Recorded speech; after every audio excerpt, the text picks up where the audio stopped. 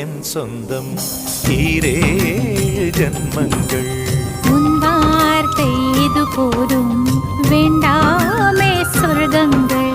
தந்தன தந்தன தை மாசம் அது தந்தது உன்னத்தான்.